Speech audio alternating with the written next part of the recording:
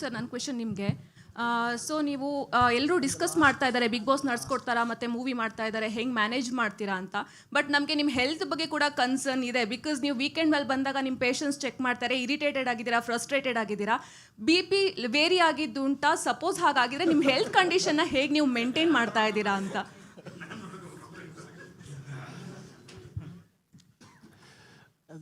On medical terms, ma'am, what's your name?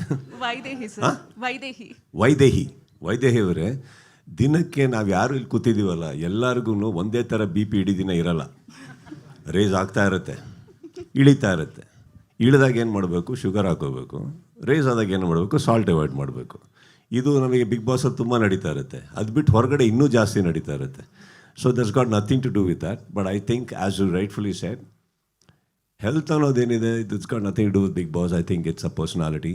ನಾನು ಇವಾಗ ಇದಕ್ಕೆ ಮಾತ್ರ ಅಲ್ಲ, ಸಿನಿಮಾನೇ ಮಾಡಬೇಕು ಅಂದರೆ ನಾನು ಪ್ರತಿದಿನ ನಾನು ಏನು ಮಾಡಬೇಕು ಮಾಡಲೇಬೇಕಾಗತ್ತೆ. ಇವಾಗ ಸಿನಿಮಾನ ನಾನು ಪ್ರೀತಿಸ್ತಾ ಇದ್ದೀನಿ ಅಂದಮೇಲೆ ಸಿನಿಮಾಗೆ ನಾನು ಏನು ಕೊಡ್ತೀನಿ ಅನ್ನೋದು ಭಾಳ ಇಂಪಾರ್ಟೆಂಟ್ ಆಗಿರುತ್ತಮ್ಮ. ನಾನು ಹೇಗಿದ್ದೀನೋ ಹೆಂಗಿದ್ರು ಜನ ನೋಡ್ತಾರಂತ ಹೋಗೋದು ಅಹಂ ಆಗಿಬಿಡುತ್ತೆ.